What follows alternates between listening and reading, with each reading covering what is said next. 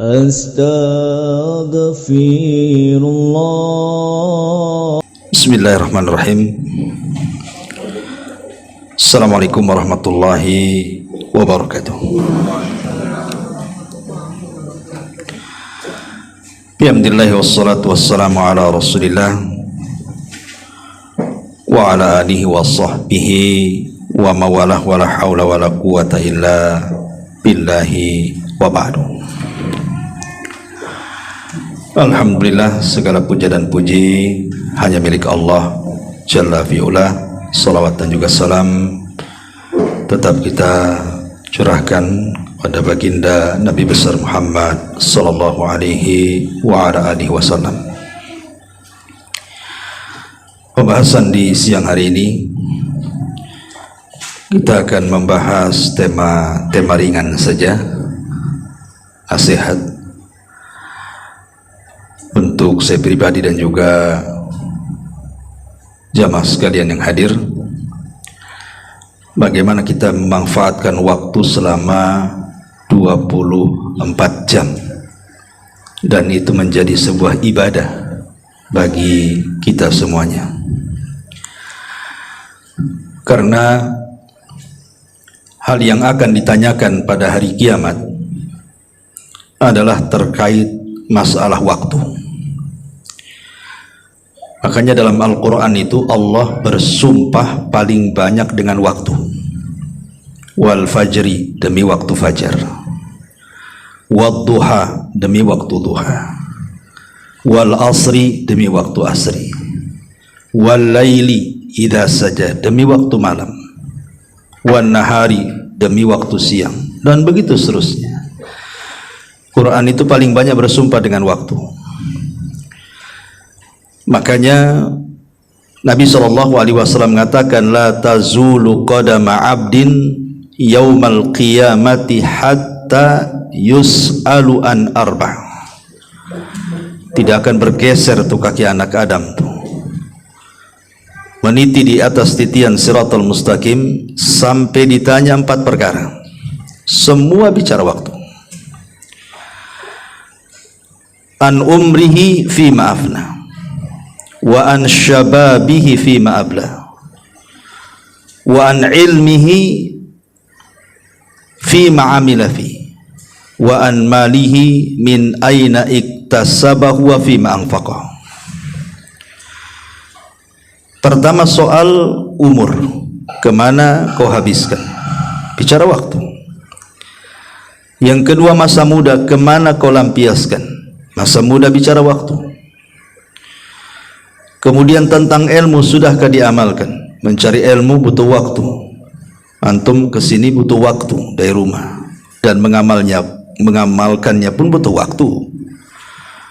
Tentang hartanya, dari mana kau dapat, kemana kau belanjakan. Cari harta pun butuh waktu, membelanjakannya pun butuh waktu. Semua waktu akan ditanya di hadapan Allah Azza wa Jalla. Makanya pembahasan di siang hari ini, bagaimana kita memanfaatkan waktu sedari bangun tidur sampai tidur lagi. Karena di antara kaum muslimin ada yang sama sekali tidak peduli, mulai dari bangun sampai tidur nggak peduli, itu dihabiskan untuk maksiat, untuk main-main, nggak ada nilai sama sekali satu hari itu. Tapi tentu seorang mukmin harus pandai bahwa kita bisa mendulang sorga dalam 24 jam tuh. Kita mulai dari bangun tidur aja. Seorang mukmin selambat-lambatnya bangun, mungkin yang susah bangun ya, itu minimalnya 20 menit sebelum subuh. Ya 20 menit itu saya kira-kirakan saja. Kenapa? Karena syariat azan subuh itu 2 kali. Ada yang disebut dengan azan pertama dan azan kedua. Apa fungsi azan pertama? Membangunkan orang supaya siap-siap sholat subuh. Lah jarak azan pertama ke kedua itu tidak lama. Makanya Nabi SAW mengatakan, "Falyastarih qaimuha wal yastaiqid naimuha." Hendaklah yang sholat malam ketika datang adzan pertama suruh berhenti istirahat, dan yang tidur suruh dibangunkan supaya persiapan sholat subuh. Dari sini selambat-lambatnya seorang mukmin bangun itu di adzan pertama. Ya kira-kira 20 menit lah sebelum subuh tuh dia harus bangun tuh. Sebab sekarang ini jangan paling selambat-lambatnya kalau jam sekarang jam 7 lah ya. Itu kalau orang-orang umum ya kan. Tapi seorang muslim tidak demikian. Kenapa di adzan pertama minimalnya dia harus bangun? Karena di situ banyak pahala yang kita akan dapat. Pertama nih, bangun apalagi kalau sejam sebelum subuh atau 2 jam sebelum subuh lebih baik lagi. Karena kan akan banyak kesempatan di situ untuk memanfaatkan waktu fajar. Pertama, karena pada waktu itu Allah Subhanahu wa taala turun ke langit dunia. Dan Allah Subhanahu wa taala berfirman kepada seluruh hamba-hambanya yang ada di dunia itu, man yad'uni fa astajibala. Siapapun yang berdoa kupastikan kukabulkan. Wa man yas'aluni fa'utiya. Siapapun yang minta kupastikan kuberikan permintaannya. Wa man yastaghfiruni fa'aghfirullah. Siapapun yang minta ampun akan dosa-dosanya kupastikan kuampuni dosa-dosanya. Artinya bahwa itu waktu yang sangat istimewa itu. Dan Allah itu tahu kondisi hambanya. Sebelum kita meminta saja Allah sudah tahu kita mau minta apa. Dan disinilah rahasia yang tersembunyi kepada manusia. Kita kan banyak masalah ya. Hidup kita ini penuh dengan masalah. Kadang-kadang satu masalah tidak selesai datang pula masalah yang lain. Entah masalah kesehatan, entah masalah ekonomi, entah masalah keluarga, entah masalah macam-macam lah. Di rumah, di jalan, di perusahaan, macam-macam masalah itu. Dan Allah itu sangat tahu dengan masalah kita. Karena dia yang menciptakan masalah. Sehingga dia paling tahu dengan masalah kita. Jadi kalau seandainya kita bangun tuh di azan pertama atau mungkin sebelum azan pertama atau 1 jam sebelum subuh, maka itu ada kesempatan kita mengadukan masalah kita sebenarnya. Kalau kita ada masalah kesehatan, adukanlah di jam-jam seperti itu. Kalau kita ada masalah keluarga, adukan juga di jam-jam seperti itu. Masalah apa saja. Karena Allah loh yang menawarkan, siapa yang minta ku kasih, siapa yang berdoa ku kabulkan, siapa yang minta ampun ku ampuni. Maka ini kesempatan besar, ini kebaikan. Terutama kalau seandainya kita minta bukan hanya urusan dunia tapi urusan akhirat gitu ya, minta sorga, maka yakinlah Allah pasti akan mengabulkannya. Ini yang pertama. Yang kedua, bahwa orang yang bangun minimalnya di azan pertama atau 20 menit 30 menit sebelum subuh tuh, hakikatnya kita sedang menghinakan syaitan. Kenapa menghinakan syaitan? Karena ada hadis Nabi SAW di mana Nabi SAW bersabda dalam hadis yang dikeluarkan oleh Imam Al-Bukhari dan juga Imam Muslim dari Abdullah bin Mas'ud radhiyallahu anhu. Jadi Nabi SAW dzukira inda Nabi SAW rajulun faqila ma zala naiman hatta asbah ma qama ila salati faqala an-nabiy sallallahu alaihi wasallam dzaka rajulun bala syaitan fi udhunihi. Jadi disebutkan di hadapan Rasul seorang laki-laki yang tidak bangun-bangun, tidur saja sampai pagi, dan dia meninggalkan sholat, tidak mau sholat subuh. Apa kata Nabi SAW? Hakikatnya telinganya itu sedang dikencingi setan tuh. Ulama ketika membahas apa maksudnya setan mengencingi telinga kita tuh, ada 3 penafsiran para ulama. Yang pertama, maksudnya setan itu sedang menghina kita. Gimana tidak menghina? Telinga dikencingi. Sini saya kencingi telinga antum. Enggak marah kan itu? Kurang ajar nih Ustadz nih, masa saya dikencingi? Lah kalau manusia dengan manusia saja, wajah kita dikencingi gitu. Kan telinga bagian daripada wajah. Kita marah tuh. Sesama manusia loh ya. Apalagi tiap hari antum dikencingi saya kan. Apa nggak ngamuk antum? Ambil parang dibunuh saya. Hari-hari loh kita dikencingi setan, kok nggak marah sama setan? Ini gimana ceritanya? Orang yang tak pernah bangun subuh itu hari-hari tuh dihina sama setan, dikencingi hari-hari telinganya. Kok dia diam saja? Maka hakikatnya orang yang bangun itu di adzan pertama, dia terhindar dari penghinaan syaitan. Yang kedua, ada yang mengatakan penafsirannya maksudnya dikencingi setan itu, maksudnya disumbatkan telinganya sehingga dia tidak mudah menerima hidayah dan nasihat. Keras hatinya, tersumbat telinganya, budak bahasanya. Jadi orang yang jarang sholat subuh itu susah menerima nasihat. Karena apa? Telinganya ada dikencingi, jadi budak dia. Susah kalau nasihati itu, keras itu. Susah dapat hidayah tuh orang kayak gitu. Berarti orang yang bangun sebelum subuh maka akan mudah dapat hidayah. Orangnya itu mudah, lembut orangnya. Makanya kalau ibu bapak baca surah Al-Fajri itu, bayangkan sampai Allah jadikan nama lu dalam surat Quran itu surah Al-Fajri, surah waktu fajar. Saking pentingnya waktu fajar itu sampai dijadikan nama surat. Kalau anda buka dalam surah Al-Fajr itu ada ayat, ya ayyatuhan nafsul mutmainnah irji'i ila rabbiki radiyatan mardiyah. Wahai jiwa yang tenang. Artinya bahwa orang yang mampu memanfaatkan waktu fajar itu jiwanya akan tenang. Kita ini kan di dunia itu perlu mencari ketenangan, kan itu surga dunia.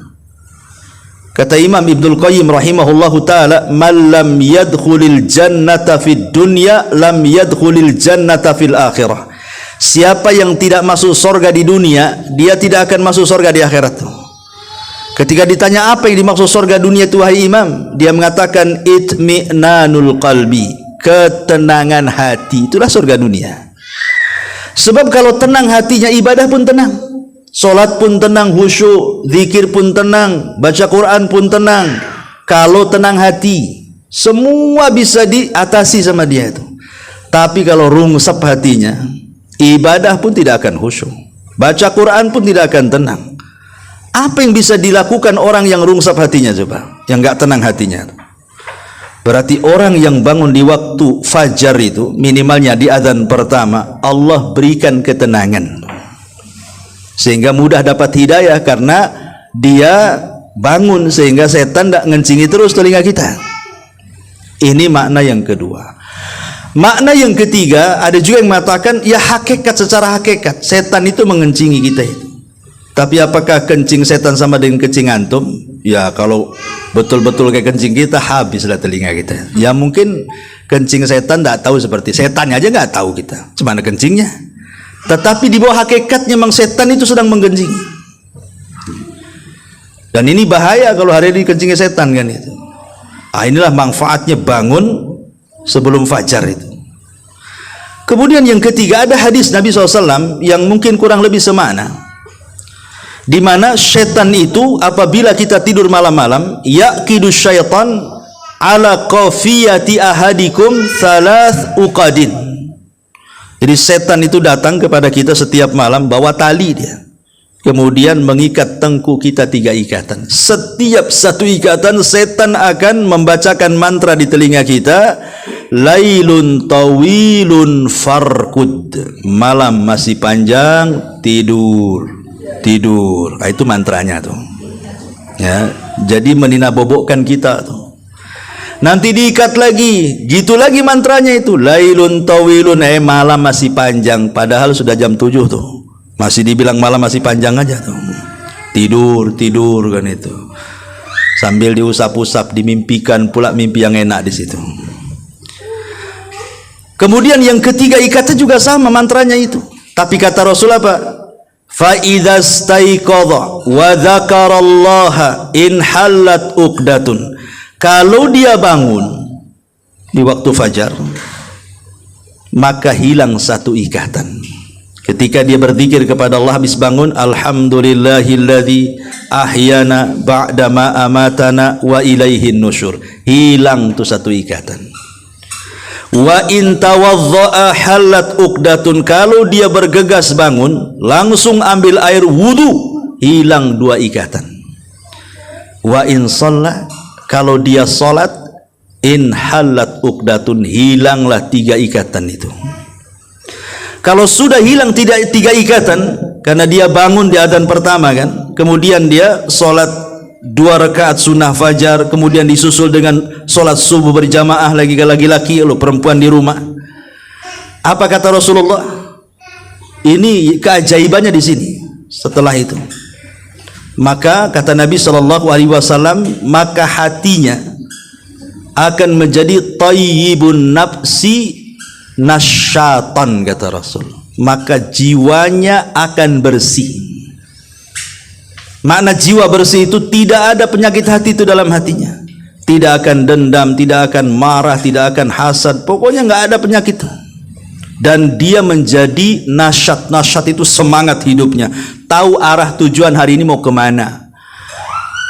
Tapi kalau dia kemudian tidak terbangun, ikatannya pula masih terikat di tengkuk dia, kemudian dia bangun selepas subuh dan dia tidak sholat, tidak berzikir, tidak wudu, tidak sholat gitu ya, maka yang terjadi khabithun nafsi, jiwanya buruk. Sebagian ulama mengatakan, apa makna jiwa buruk itu? Jiwanya buruk itu maksudnya akan didatangkan berbagai macam masalah kepada kehidupannya satu hari itu. Terkadang masalah itu datang, dia tidak tahu dari mana, tahu ada masalah saja ya. Lagi enak-enak adalah masalah lagi, belum selesai masalah ada lagi masalah. Coba dibuat banyak masalah itu sama Allah, kemudian kaslan, jadi malas dia, tidak mampu menghadapi masalah itu, tidak mampu menguraikan masalah dia, akan ngeri itu jadinya ya. Ma'asyiral muslimin wal muslimat rahimani wa rahimakumullah. Itulah keutamaan kalau kita bangun minimalnya lah, minimalnya itu ya adzan pertama 20 menit sebelum subuh. Karena itu seorang mukmin memang begitu, bangun di adzan pertama tuh. Ya kalau seandainya dia bisa bangun sebelum itu ya lebih baik lagi, sebelum adzan pertama dia sudah bangun lagi, maka dia akan mendulang banyak pahala. Karena di situ dia bisa ada kesempatan tahajud ya, dan tahajud taulah keutamaannya luar biasa. Dia bisa baca Quran di situ, kemudian dia bisa berdoa di situ, dia memperbanyak istighfar di situ, lengkap dia dapat keutamaan itu ya. Ini bangun, mulai bangun tuh. Nah, kemudian selepas itu bangun, berzikir, berdoa maksudnya, kemudian ambil wudhu, kemudian nunggu subuh. Lah nunggu subuh itu ada sunnah, namanya sunnah naum idtija namanya, tidur terlentang dan ke lambung kanan. Itu ya kira-kira selepas adzan gitu ya, selepas antum sholat 2 rakaat fajar, akan ada waktu kalau sebelum qomat, kita bisa baring di situ. Itu sunnah hukumnya ya. Di adzan pertama itu sebelum subuh kita baring sebentar lah. Ustadz kalau baring sebentar nanti bablas pula subuhnya. Iya tidurnya kalau tidur ibu, kalau tidur Nabi nggak kayak gitu. Tidur ibu kan terlentang di kasur pakai bantal, jadi malam lagi lah. Maksudnya tidurnya itu ya jangan di kasur tidurnya, tidurlah di lantai gitu ya.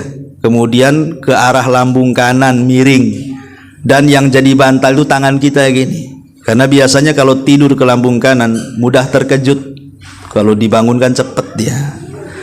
Karena dia bukan sedang tidur betulan, dia sedang sleep chicken itu namanya. Sedang ya antara tidur nggak tidur kan. Ya orang itu dikejutkan pun bangun dia. Ya. Supaya apa maksudnya? Kenapa disunahkan tidur? Bagi yang sholat malam, dia kan lelah letih, namanya tahajud, kadang-kadang ada yang 11 rakaat gitu ya. Suratnya pula yang dibaca panjang-panjang, mungkin dia lelah capek, makanya suruh baring itu, rileks supaya subuhnya dapat. Sebab jangan sampai kemudian kita mengutamakan sholat tahajud, sholat subuhnya pula ngantuk. Mana yang diutamakan, wajib apa sunnah? Wajib yang diutamakan, bukan sunnah. Kalau kira-kira kemudian sholat malam memadaratkan sholat wajib, janganlah sholat malam. Apain ngejar yang sunnah, menelantarkan yang wajib. Makanya disyariatkan baring di situ supaya agak rileks nanti sholat subuhnya, datang lagi tenaga. Ya. Jadi di situ ada sunnah dan itu ada kebaikan karena persiapan sholat wajib. Ditambah-tambah ada 2 rakaat sholat sunnah fajar. Yang kata Nabi SAW pahalanya kan luar biasa tuh.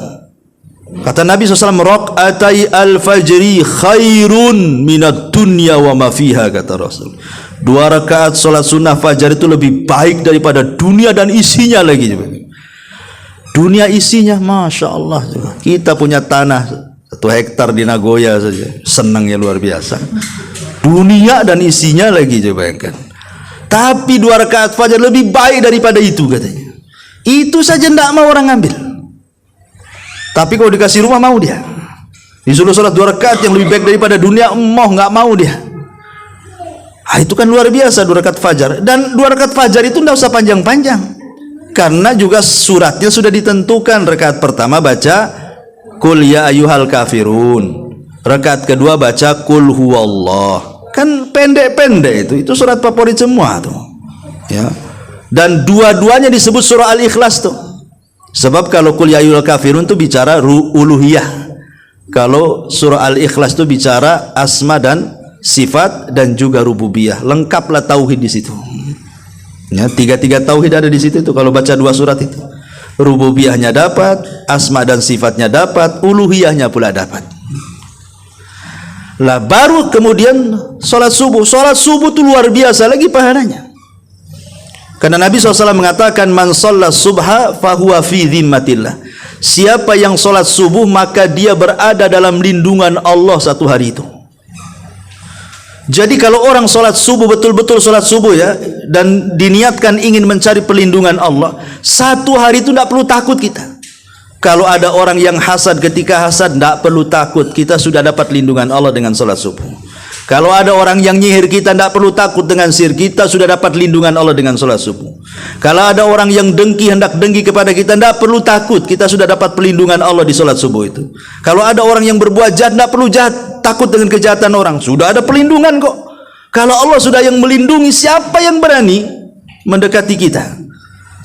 Kalau kita minta perlindungan pada satpam, di atas satpam ada bos, habislah kita. Satpam tak bisa melindungi kita. Kita umpamanya berlindung kepada polisi yang mungkin pangkatnya rendah, di atas ada jenderal lagi. Tapi kalau Allah di atas segala-galanya, selesai itu. Jadi ada niat kita juga kalau sholat subuh, niatkan minta perlindungan kepada, karena di situ Rasul mengatakan siapa yang sholat subuh berarti dia dalam lindungan Allah, tenang jadinya, ada perlindungan di situ. Makanya sholat subuh itu jangan asal-asalan. Ya, kalau bisa berjamaah bagi laki-laki itu penting bagi kehidupan dia sehari itu masalahnya. Kalau perempuan ya di rumah, minimalnya Rasul kalau sholat subuh itu 100 ayat, Bu. Ustaz nggak hafal 100 ayat, ya. Al-Baqarah saja linglung saya itu, ya. Bisalah diulang-ulang, pamannya ibu juz amma, hafal lah berapa dari Anas, hafal lah, nggak mungkin nggak hafal. Nanti Anas ke Al-Falaq, Al-Falaq ke Tabats ke Al-Kafirun, terus saja tuh, ya, sampailah 100 ayat. Kenapa kemudian dipanjangkan baca Quran di sholat subuh itu? Karena bacaan Quran di sholat subuh itu masyhud, disaksikan malaikat. Inna Quran al-fajri kana masyhuda. Quran di waktu fajar itu disaksikan malaikat. Makanya dipanjangkan tuh bacanya. Satu-satunya sholat yang dipanjangkan, disunahkan dipanjangkan itu sholat subuh. Ya, kalau bagi laki-laki kan di masjid ya tergantung imamnya lah kan gitu. Tapi kalau perempuan kan di rumah masih bisa lah dipanjangkan. Kalau kan sholat sendiri kalau perempuan. Kalau laki-laki kan tidak mungkin request sama imam. Mam request mam Ali Imran, ya umpamanya, kan tidak bisa juga. Ya tergantung imam lah hafalannya. Ya. Tetapi yang ingin saya katakan juga di sini bahwa wanita juga di zaman Rasul itu biasanya ke masjid kalau sholat subuh, karena tidak ada riwayat para wanita itu sholat berjamaah bersama Rasul kecuali di sholat subuh saja. Coba kita cek di hadis-hadis itu. Nggak ada wanita-wanita di zaman Rasul yang sholat jamaah di waktu zuhur, rame-rame ke masjid atau asar atau maghrib, bisa nggak ada riwayatnya. Tapi di sholat subuh ada. Jadi wanita-wanita itu jalan kaki dari rumahnya itu ke Masjid Nabawi, dan mereka pulang sebelum terang. Jadi satu-satunya sholat yang ada riwayat wanita ke masjid itu di sholat subuh. Bukan berarti kalau wanita sholat duhur ke masjid dilarang, tidak. Maksudnya kita tidak akan mendapatkan riwayat sahabiah di zaman Rasul kecuali di sholat subuh, begitu maksudnya. Kenapa pertanyaannya? Rupanya setelah diteliti, karena mereka mencari berkah di waktu pagi. Karena Rasul mengatakan dalam doanya, Allahumma barik li ummati fi bukuriha. Ya Allah, berkahi umatku di waktu pagi. Itu yang dicari para sahabiah itu, keberkahan di waktu pagi itu. Makanya mereka jalan kaki ke masjid, sekalian olahraga. Karena angin di waktu subuh itu angin yang luar biasa. Rasul mengatakan, nusirtu bis soba wa uhlikatil adu biddabur. Aku ditolong dengan angin pagi, kata Rasul, dan kaum Ad dihancurkan dengan angin sore, katanya. Kalau mau olahraga pagi-pagi, itulah diberkahi. Ini olahraga sore-sore pula. Kaum Ad dihancurkan di waktu sore lagi. Kan itu ya. Subuh-subuh olahraga itu angin soba, itu angin berkah tuh. Makanya kata Imam Ibnul Qayyim, biasakan kalau subuh cuaca bagus, jendela buka. Nah, biar angin itu masuk, jadi sirkulasi, itu angin berkah tuh. Ini enggak gitu ya. Pulang subuh malah digelapin lagi rumahnya. Matiin semua, jendela tutup, pintu tutup, gorden hitam lagi, jadi malam lagi, tidur lagi, ya. Kata Imam Ibnul Qayyim, siapa yang membiasakan tidur selepas subuh tidak dapat berkah dia. Karena waktu turunnya berkah Anda tidur, masalahnya. Justru ketika turun berkah itu bangun, minimalnya kalau mau tidur nunggulah matahari itu terbit dulu. Pamannya terbit jam berapa? Syuruk itu jam 6 kan gitu. Habis sholat syuruk, tidurlah. Bapaknya kan masih ada waktu, ke kerja jam berapa? Oh, kalau jauh nggak bisa lah, nggak usah tidur lah, ngapain juga kan? Nanti tak kerja kan itu. Tapi insya Allah lah, kalaupun bangun ya, anggaplah bangun jam 3 atau setengah 4 atau jam 4 itu. Kalaupun ngantuk-ngantuk, insya Allah itu badan dia sehat tuh. Justru kalau seandainya dia tidur bablas subuh, umpamanya jam 7, kadang-kadang malas, dia nggak sehat badannya tuh, nggak akan sehat. Kita bisa rasakan kok. Justru malas bawaannya kita ini jadinya.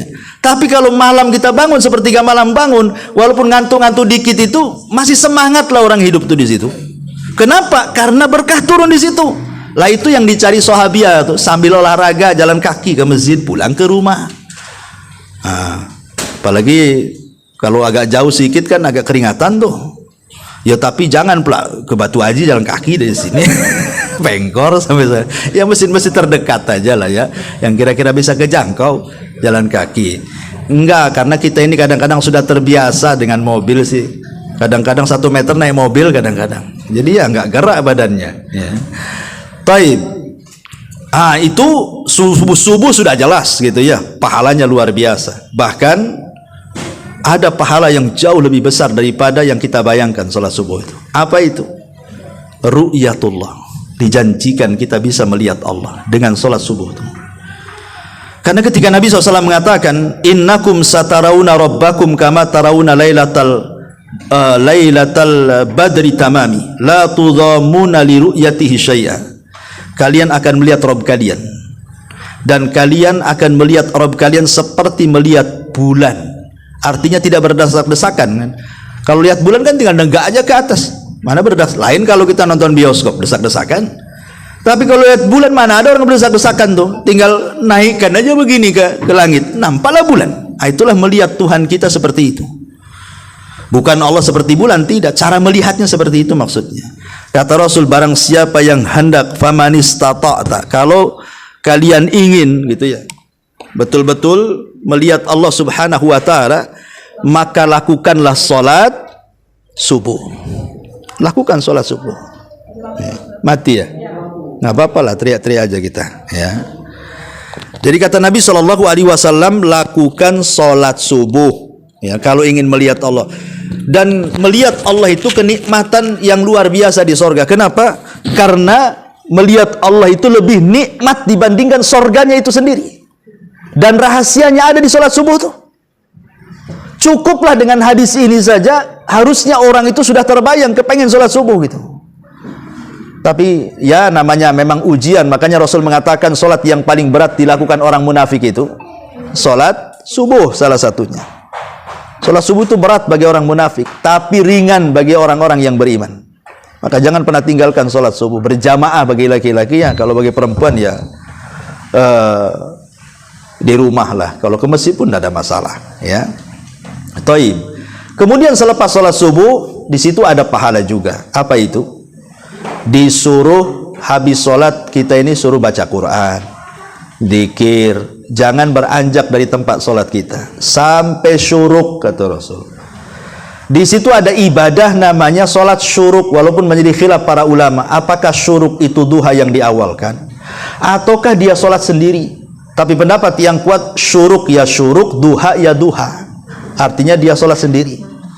Karena memang rangkaian hadisnya siapa yang sholat subuh, bagi laki-laki mungkin di masjid, bagi perempuan di rumah, kemudian tidak beranjak dari tempatnya, ya kecuali mungkin karena kebelet ingin kencing, ingin buang hajat kan lain, itu kan ada kebutuhan itu. Yang jelas dia habiskan tuh antara subuh ke syuruk itu dengan ibadah lah. Kemudian setelah terbit matahari biarkanlah dia meninggi satu tombak tuh, supaya jangan sama ibadah penyembah matahari dengan kita. Biarkan para penyembah matahari itu menyembah dulu. Nanti kalau sudah naik sedikit, kira-kira 15 menit gitu ya, mungkin ya sekitar itulah, atau 10 menit dari terbitnya matahari, kita lakukan 2 rakaat syuruk. Kata Rasulullah, pahalanya kahajjati wal umrah taman, seperti ibadah haji dan umrah secara sempurna. Artinya secara sempurna itu ya seolah-olah kita ngumpulin duit, berangkat haji, kemudian khusyuk hajinya, pulang diampuni dosa-dosanya, seperti itu ya. Padahal kalau kita haji betulan, belum tentu niatnya karena Allah, belum tentu ibadah di sana khusyuk, belum tentu pulang diampuni dosa-dosanya. Tapi orang yang duduk habis sholat subuh, berzikir, baca Quran sampai dia melaksanakan syuruk, dia mendapatkan pahala haji dan umrah sempurna lagi. Oh, luar biasa memang ya. Itu saja orang nggak tertarik, nggak tertarik orang jelas-jelas pahala yang seperti ini. Tetapi sekali lagi ini kan bicara soal bandingan pahala, bukan soal menggugurkan kewajiban haji ya, hanya ngambil pahalanya saja. Kalau belum haji tetap wajib haji lah kan gitu. Jangan pula habis sholat syuruk ngaku-ngaku Pak Haji pula kan gitu. Ya itu nggak ada kaitannya. Ini kan soal pahala, bukan soal menggugurkan kewajiban. Oke, setelah sholat syuruk, apalagi? Di situ muncul waktu duha. Mulai terbit matahari sampai waktu zawal matahari tergelincir ke arah barat masuk waktu duhur, itulah disebut waktu duha namanya. Allah Subhanahu wa taala, sedikit faedah, ketika menyebut malam dengan menyebut subuh, itu Allah bedakan harokatnya. Allah mengatakan walaili id adbar. Tetapi kalau subuh, was-subhi idza asfar. Kalimat id, lihat di sini. Walaili, demi malam, id adbar. Menggunakan sukun, id, sukun. Adbar, ketika berlalu. Was-subhi idza, menggunakan fathah, harokat fathah. Ya, asfar, ketika mulai terang. Coba Allah bedakan antara id ketika bicara malam dengan antara idza ketika bicara subuh. Sukun, artinya apa sukun itu? Kalau tanda harokat ya bulat sukun itu kan itu ya. Tapi secara bahasa Arab kalau di Indonesia kan sukun itu artinya tenang. Sementara fathah itu disebut harokat fathah. Harokat itu artinya bergerak. Apa maknanya? Seolah-olah di sini ada isyarat ketika id disukunkan dan ketika idza diharokat fathahkan. Sukun itu artinya tenang, harokat itu artinya bergerak. Artinya malam itu tempat tenang, tetapi subuh itu tempat bergerak. Ya, jangan dibalik. Ya. Ini kalau malam bergerak kemana-mana, subuh pula sukun dia, tenang, tidur. Gimana orang ini? Kayak orang pengantin baru, kalau malam bergerak dia, subuh pula jadi sukun dia, capean. Ini bahaya pengantin baru kayak gini, hilang berkahnya tuh. Ya.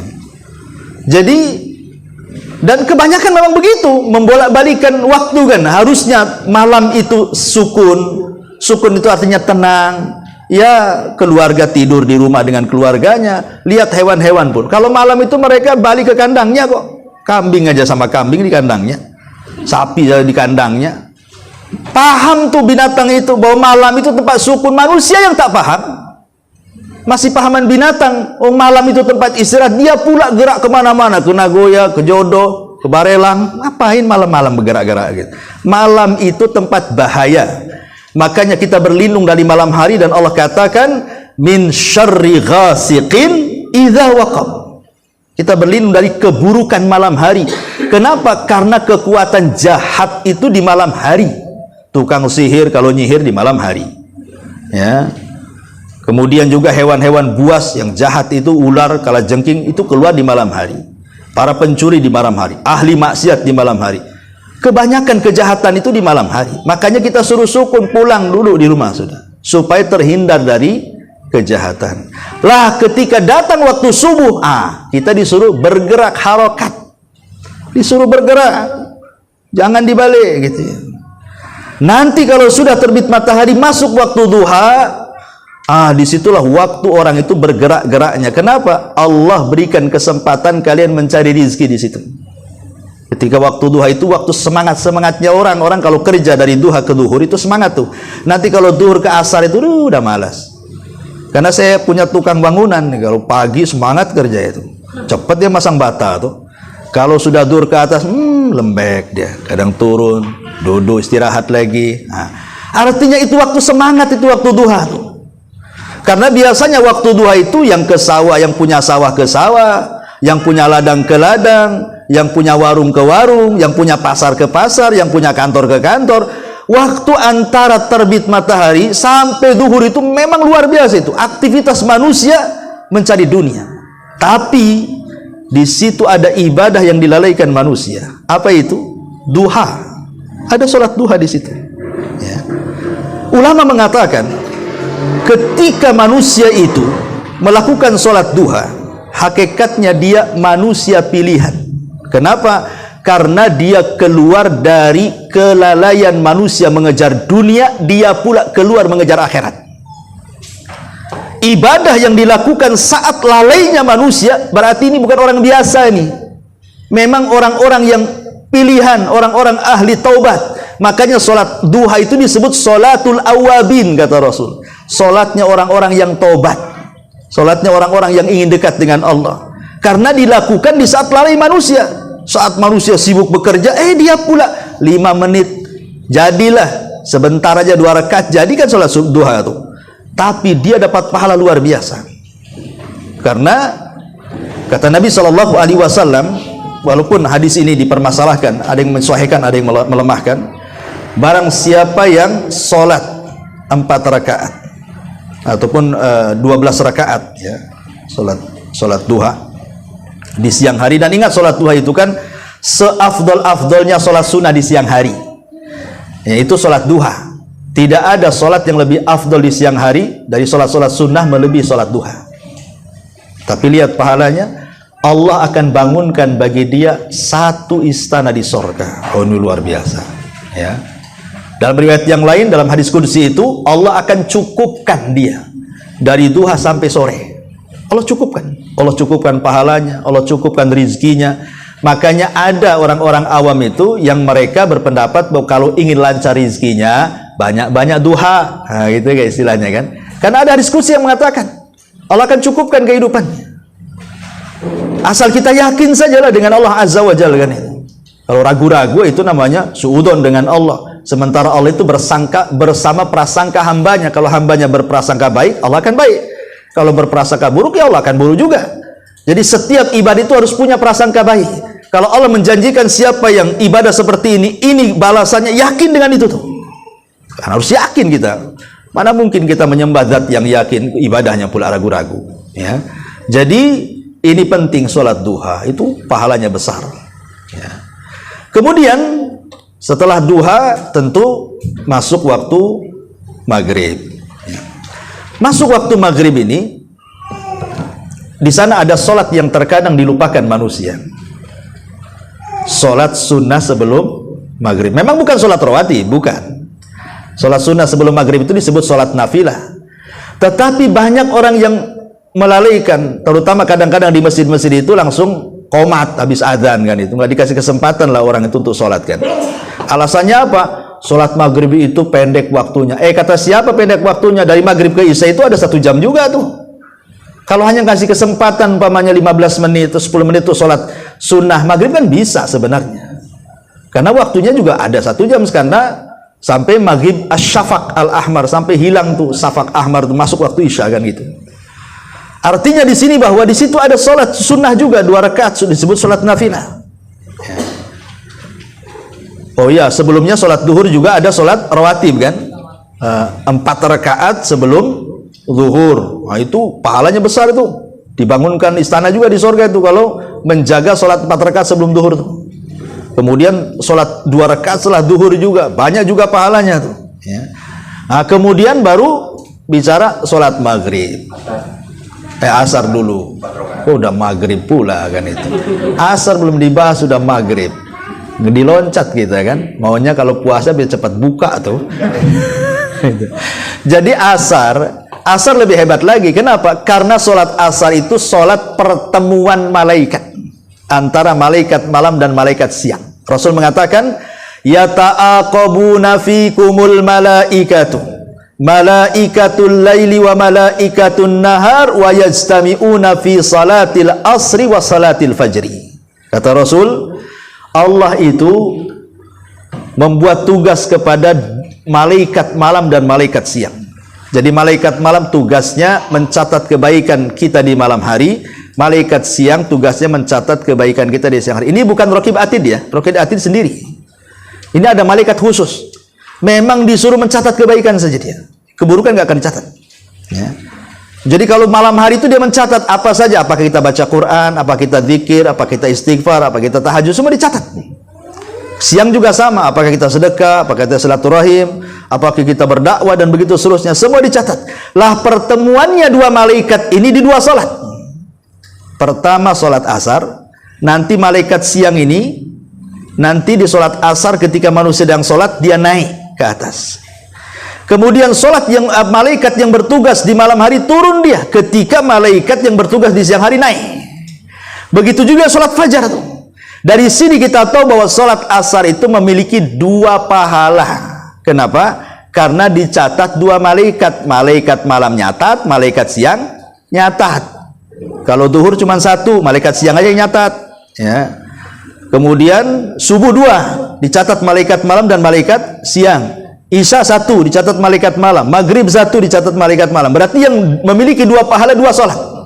Subuh dan asar. Dicatat 2 malaikat.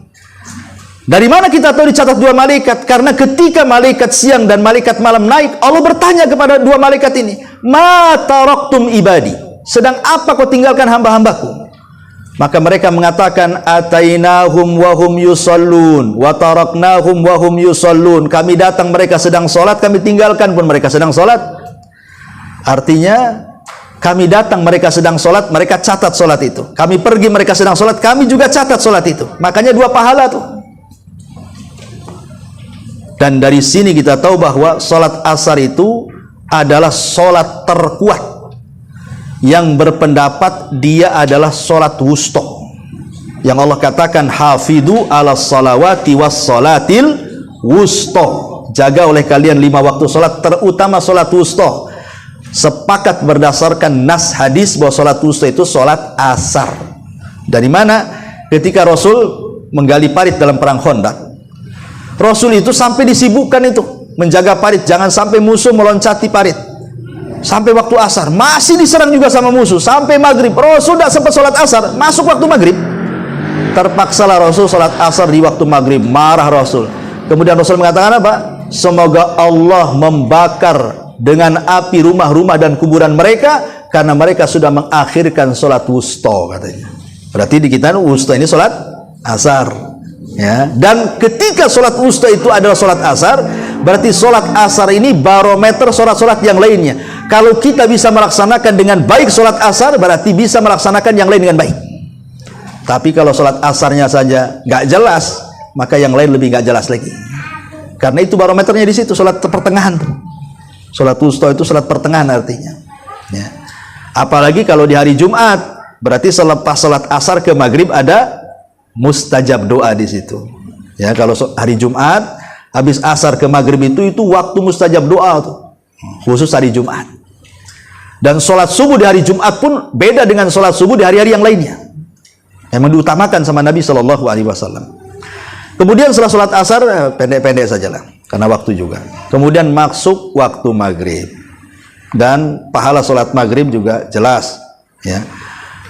Lah di antara maghrib ke isya itu, di situ ada larangan yang keras dari Rasul, dilarang tidur. Rasul tidak suka orang tidur selepas maghrib. Kenapa? Karena juga waktunya cuma 1 jam, takut bablas ke isya kan. Makanya kalau bisa jangan tidur, ya. Memang waktu maghrib itu ngantuk-ngantuknya kalau memang orang kerja kan. Tapi kata Rasul jangan tidur. Kemudian waktu kalau mau tidur selepas isya, makanya selepas isya itu dibenci sama Rasul ngobrol. Enggak, Rasul membenci kalau habis isya ngobrol, kecuali ada maslahat dunia dan akhirat. Seperti maslahat dunia ya, mungkin ngobrol masalah bisnis, atau ngobrol mungkin suami istri supaya makin dekat lagi, atau ngobrol soal agama, atau ikut pengajian, itu kan jelas maslahatnya ya. Nah, tinggal sabotase lagi, ya kan, mati. Ya. Taib. Jadi intinya bahwa di situ dilarang tidur kalau bisa. Dan kalau bisa di situ bagi laki-laki itu kan waktunya dekat tuh. Di situ ada keutamaan bagi laki-laki kalau di masjid atau perempuan di rumah, jangan pulang, tapi nunggu sampai isya. Ya. Karena kalau kita kemudian habis maghrib dan hati kita menunggu niat waktu isya, kemudian sholat isya, berarti selama menunggu isya itu kita dianggap sholat tuh. Seolah-olah kita sholat aja tuh, padahal kita ngobrol, tapi hati kita menunggu isya. Ya, karena Rasul yang mengatakan, siapa yang menunggu sholat ke sholat, maka dia dianggap sholat.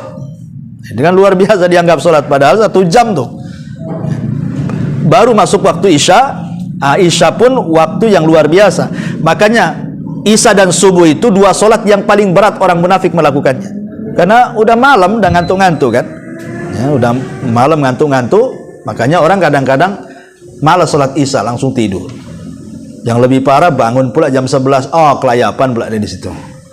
Ya, jadi ini waktu isya. Kemudian setelah waktu isya, disinilah persiapan untuk bangun tengah malam. Di situ diniatkan kalau bisa, ya Allah bangunkan aku, walaupun tanpa alarm. Kalau orang sudah niat biasanya bangun tuh. Dan kalau bisa persiapkan sebelum tidur itu dengan ibadah. Inilah rahasianya, kata para ulama. Dan ini sering saya sampaikan kan. Kalau ingin mati husnul khotimah, karena kan kalau kita tidur itu, apakah kita mau bangun lagi atau tidak kan tidak ada yang tahu. Karena tidur itu kan saudara kematian masalahnya. Banyak orang tidur tidak bangun lagi, tapi banyak orang tidur juga bangun lagi, alhamdulillah. Tapi kalau seandainya Allah takdirkan habis tidur tak bangun lagi, minimalnya janganlah kematian itu menjadi kematian su'ul khotimah, tapi jadikanlah kematian husnul khotimah. Caranya gimana?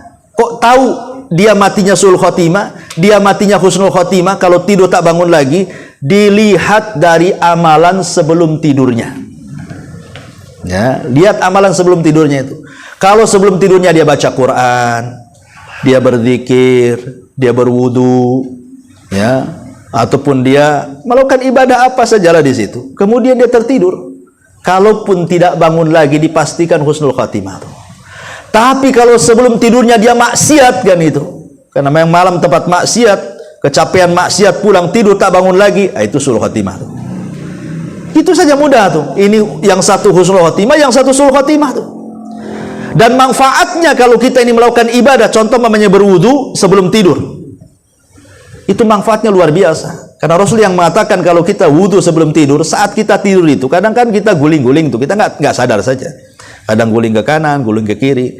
Itu di kiri kanan kita ada malaikat. Setiap kita bergeser sedikit, malaikat akan mengatakan apa? Allahumma gfir lahu, Allahumma arhamhu. Ya Allah, ampunilah hamba ini, Allah rahmati hamba ini. Kalau geser ke kiri, gitu juga malaikat sebelah kirinya tuh. Tapi kalau tidak dimulai dengan doa, tidak mulai dengan wudu, tidak mulai dengan ibadah, langsung tidur, itu di kiri kanan setan lah, dan malaikat. Ya, kita nggak dapatkan doa seperti itu. Makanya kalau seandainya kita melakukan ibadah sebelum tidur, kemudian tidur kita dianggap ibadah, itu maksudnya. Tidur aja dapat pahala tuh. Kalau seandainya kemudian Allah takdirkan mimpi buruk, ya, maka bangun cepat meludah ke arah kiri, berta'awud. Ya, kalau suaminya sebelah kiri ya geser lah kan gitu. Jangan belak meludah ada suaminya di situ. Artinya di sini ada tuntunannya semuanya. Tidurnya aja ada tuntunannya kan, kita disuruh kalau bisa baca ayat kursi, baca kul a'udzu birabbil falaq, kul a'udzu itu diusap-usap kata Nabi kan. Ya, sebelum tidur dikebut dulu tuh tempat tidur itu kata Nabi.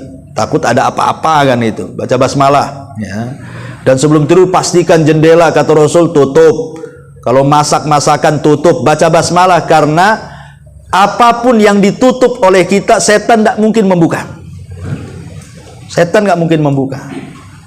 Seperti kompor matikan dan begitu seterusnya lah, ya. Intinya bahwa tidur bisa menjadi ibadah dilihat daripada sebelum tidurnya. Nanti nih kalau sudah bangun tengah malam, balik lagi ke pembahasan tadi. Di situ ada waktu-waktu yang sangat mustajab dan sangat istimewa. Ya, ini secara global. Kalau kemudian kita rincikan lagi umpamanya selama sepanjang siang itu kita gunakan untuk zikir, memberatkan timbangan, istighfar gitu, memudahkan urusan. Dan ibadah-ibadah yang lain, sedekah, silaturahim, mengunjungi orang sakit dan begitu, wah makin luar biasa itu. Bayangkan dalam 24 jam itu kita bisa menjadi ahli sorga itu sebenarnya, kalau kita mau melakukan ini semuanya. Tapi di antara kita kadang-kadang tidak seperti ini. Sholat itu tidak diniatkan kebaikan, hanya untuk melepas kewajiban saja. Nah, sehingga akhirnya beratlah melaksanakan sholat kalau itu niatnya. Wallahu a'lam bishawab. Ini di antara sekilas nasihat saya, ya. Nah, kalau saya sebutkan dalil-dalilnya, walaupun sudah ditulis, mungkin tidak akan selesai sampai jam 1. Ya. Makanya sampai di sini saja, kita buat tanya jawab saja, silahkan. Karena saya dan jamaah nampaknya sudah ngantuk. Kalau udah manggut-manggut itu ada tanda tuh. Tapi ngantuknya orang ngaji, insya Allah dapat pahala. Tapi jangan ngorok saja. Ya masih ngantuk, masih dengarlah suara saya kan. Kalau udah ngorok bahaya. Wallahu a'lam. Silakan. Ini misalkan kita menjelang subuh, kita sekitar 10 menit menjelang subuh zikir-zikir gitu. Tapi kita nggak baring Pak. Tapi kita terlap gitu. Itu sah nggak ya? Kita batal nggak wudhunya kita? Nggak baring nggak masalah, baring kan sunnah saja. Ibu tidur? Terlelap gitu loh. Terlelap kemudian bablas? Enggak, terbang karena ada dengar. Maksudnya wudhunya batal nggak gitu? Wudhu, tidur itu apa membatalkan wudhu atau tidak? Ini khilaf ulama. Ada yang mengatakan tidak membatalkan wudhu secara mutlak, ada yang mengatakan membatalkan wudhu secara mutlak, ada yang memerinci. Dan ini pendapat Ibnu Taimiyah dirinci. Kalau sampai tidurnya nyenyak, tidak ingat di sekitar kita, batal wudhunya. Kenapa? Karena bagaimanapun al-ainu wika'ud dubur. Jadi mata itu ada hubung kait dengan lubang dubur. Jadi kalau mata kita terpejam, lubang dubur pula terbuka. Kalau mata kita tertutup, lubang dubur terbuka. Kalau mata kita terbuka, lubang dubur tertutup. Jadi ada kemungkinan dikhawatirkan mengeluarkan sesuatu dan kita tidak sadar.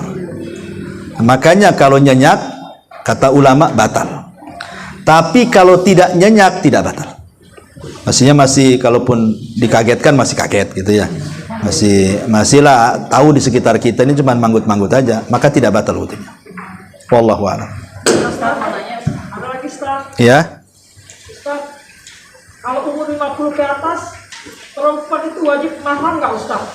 Wajib apa? Mahar kalau pergi keluar daerah. Ya wajib. Ya, semua wanita itu mau nenek-nenek, semua wajib karena hukum mahram itu umum kata Rasul, idza safara gimana hadisnya itu? Apabila seorang wanita safar, maka harus ada mahramnya. La tusafiru imra'atun illa ma'adhi mahramin. Nah, begitu lafadznya. Jangan seorang wanita safar kecuali ada mahram. Di sini umum, tidak disebutkan umur. Ya, kalau bisa pakai mahram. Sebab mahram itu akan menjaga wanita. Mahram itu walaupun kakek-kakek, ya, kemudian di kereta itu banyak preman, kadang-kadang mikir mau ganggu tuh. Itu sama kakeknya katanya. Tapi kalau sendirian itu pasti diganggu tuh. Ya kadang-kadang mahram itu walaupun udah kakek, kalaupun ditunjang dia jatuh tuh, kadang-kadang masih menghargai karena ada mahramnya. Makanya pentinglah mahram itu. Ya, tapi kan terkadang zaman sekarang kan nggak peduli lah. Mau mahram nggak mahram, mana ada peduli orang sekarang ini. Nah, itu karena kembali kurang sadar.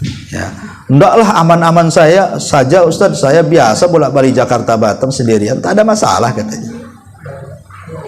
Kan ada orang yang beralaskan seperti itu. Bukan masalah itu. Rasulullah SAW ketika mengatakan tidak boleh safar seorang wanita kecuali ada mahram, itu berarti ada madarat di situ. Ada bahaya yang kita tidak tahu di situ. Makanya setiap larangan itu pasti ada bahaya, sebagaimana setiap perintah itu pasti ada kemaslahatannya yang kita tidak tahu kadang-kadang. Wallahu a'lam. Ya. Tadi terkait mahram tadi, apakah kalau ke masjid sholat subuh itu adanya juga harus bersama keluarga? Tidak, lihat itu jarak safar yang ada mahram itu. Kalau dari sini ke Batu Haji sendiri nggak apa-apa naik motor, kan bukan jarak safar. Jadi yang pakai mahram itu kalau jarak safar, sini Tanjung Pinang kan safar itu pakai mahram. Ya kalau sini sekitar Batam saja kan bukan jarak safar, nggak apa-apa sendiri. Ya, tapi ya pakai tutup aurat, jangan telanjang pula kan. Wallahu a'lam.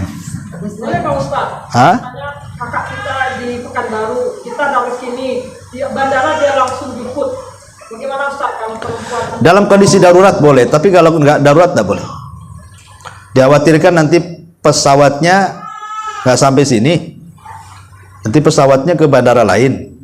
Kan ada itu kejadian tuh, ya. Rupanya ada masalah di atas langit, rupanya nggak sampai ke Batam, entah ke bandara lain lagi, makin jauh lagi, mungkin bahaya kan.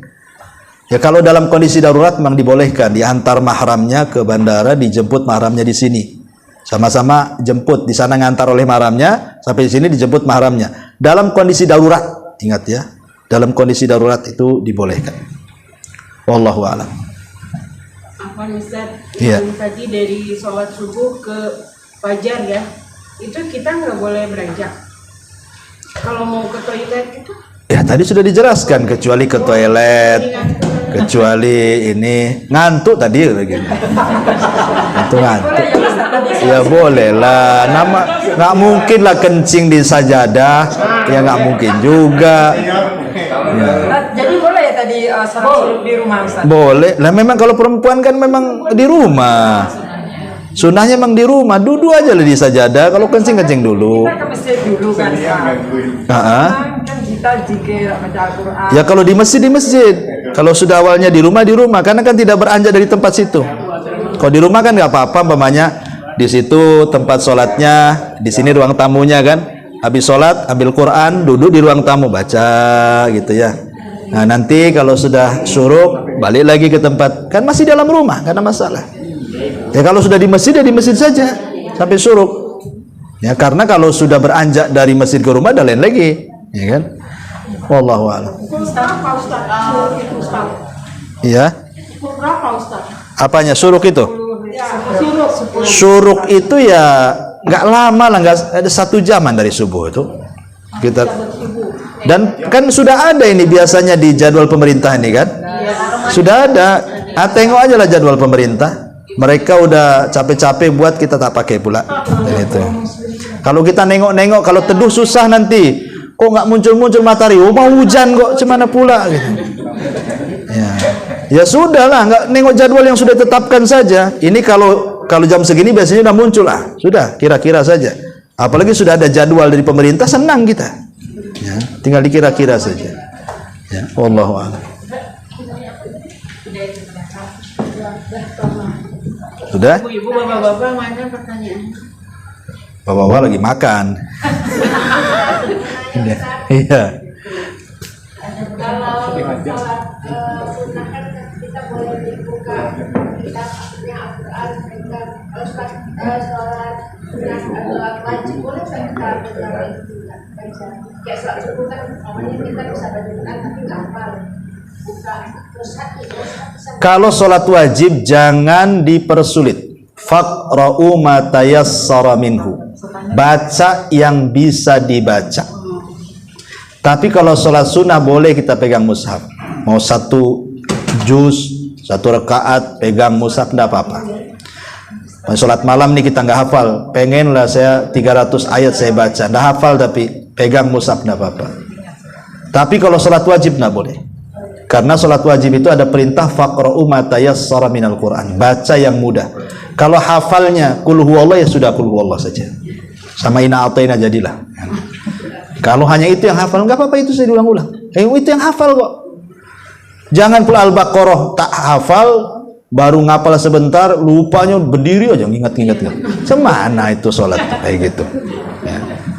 Jadi yang mudah sajalah. Kalau memang saya cuma satu, Ustaz, inna a'tayna saja, nggak apa-apa, bagi dua. Ya. Karena cuma itu yang dihafal. Apalagi kan gitu. Nah, tapi kalau dia tidak mungkin lah cuma satu ayat surat dalam juz amma hafal, pasti ibu minimal ya 5 atau 6 hafal lah surat-surat favorit itu. Enggak apa-apa, itu aja diulang-ulang. Memang itu kok yang hafal. Sebab kalau sudah usia tua paling udah 50 tahun, itu kalau ngapal Quran itu susah. Dia bukan nambah hafalan, ganti hafalan. Ya, waduannya hilang, atinnya hafal. Nanti besoknya kulola, atinnya hilang, kulolanya hafal. Gitu ya. Dia bukan nambah hafalan, ganti hafalan ya. Jadi memang ya itulah yang mudah aja dibaca, nggak usah takalluf bahasanya. Wallahu a'lam. Ustaz mau nanya, Ya. kalau ada berdoa itu setelah sholat wajib, apakah kita boleh berdoa mengangkat tangan atau di sujud terakhir? Sujud terakhir. Jangan kadang-kadang ini kesalahan ya. Ada orang sholat itu sujud terakhir dilamain aja. Itu nggak ada contohnya. Ya. Kalau mau doa dalam sujud, semua sujud dari awal. Dari rakaat pertama kan ada sujud, rakaat kedua ada sujud, rakaat ketiga semua jadikan doa itu. Ini nggak milih sujud terakhir dilamain, itu nggak ada contohnya itu. Jangan dilakukan lagi. Itu kesalahan orang itu. Milih rakaat terakhir di sujud lama kali itu. Rasul tidak pernah melakukan seperti itu. Ya, itu ibu yang lakukan kayak gitu ya. Itu tidak ada contohnya itu. Jangan lakukan seperti itu. Sama aja durasi sujud itu dari awal sampai akhir sama saja. Kalau mau dipanjangin mau doa dalam sujud, jangan di sholat jamaah, sholat sendiri. Mulai dari rakaat pertama ada sujud, itu doa lagi. Nanti ketemu sujud doa lagi, ketemu sujud doa lagi, kan gitu. Jangan diambil sujud terakhir itu, nggak ada contohnya. Nabi tidak pernah melakukan seperti itu. Ini satu, karena memang Rasul hanya memberikan bahasa umum bahwa seorang hamba dekat dengan Allah itu ketika waktu sujud, maka fajtahidu fid du'a, sungguh-sungguhlah dalam doa.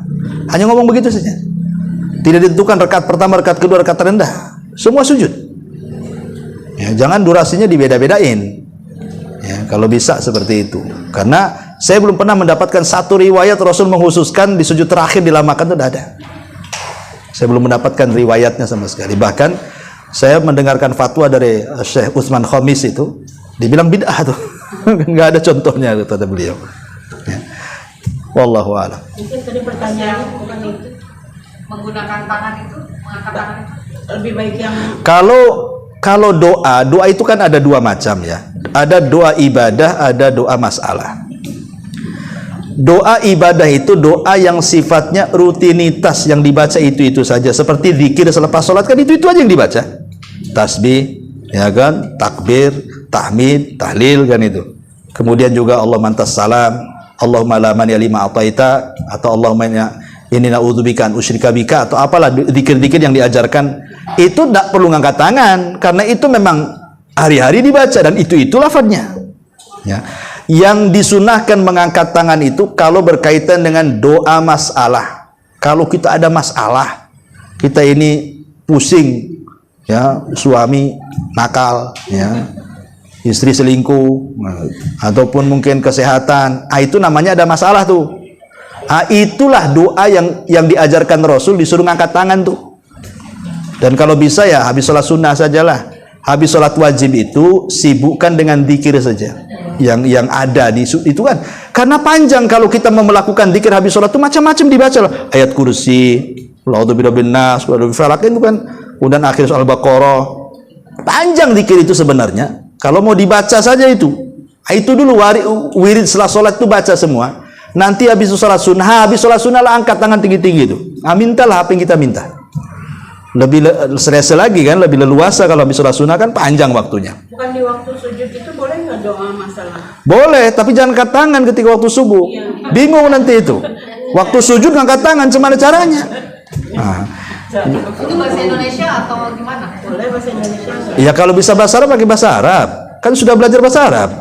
Belum? Ya kalau nggak bisa nggak apa-apa, bahasa Sunda juga nggak apa-apa. Cuman kan maksudnya janganlah kemudian kewajiban dikalahkan dengan yang sunnah, ya. Yang wajib dulu kan jelas tuh zikir-zikirnya apa yang dibaca dari sujud ruku itu dulu yang diperhatiin. Kalau memang setelah itu subhan rabbiyal a'la, ya, atau subhan rabbiyal a'la wa bihamdi, minimalnya 3 kali kan itu ya. Yang wajib 1 kali, yang 2 sunnah. Lebih banyak lebih baik. Kalau memang di sholat sunnah kita ada waktu, ya doalah setiap sujud. Dari mulai rakaat pertama, rakaat kedua, jangan dikhususkan. Yang jelas mengkhususkan doa di sujud terakhir itu tidak ada dalilnya. Sepengetahuan saya, wallahu a'lam. Bahkan saya mendengar tadi fatwa dari Syekh Utsman Khamis kalau tidak salah, dia mengatakan tidak ada contohnya mengkhususkan doa di sujud terakhir itu. Kalau mau di semua sujud sajalah. Malah kalau di semua sujud kan bagus, berarti kan diulang-ulang doanya. Karena Rasul itu kalau berdoa diulang 3 kali. Itu sunnahnya doa tuh. Diulang 3 kali. Wallahu a'lam. Ya, cukup sudah 11:30. Subhanallah bihamdika, asyhadu an la ilaha illa anta astaghfiruka wa atubu ilaik. Allah taala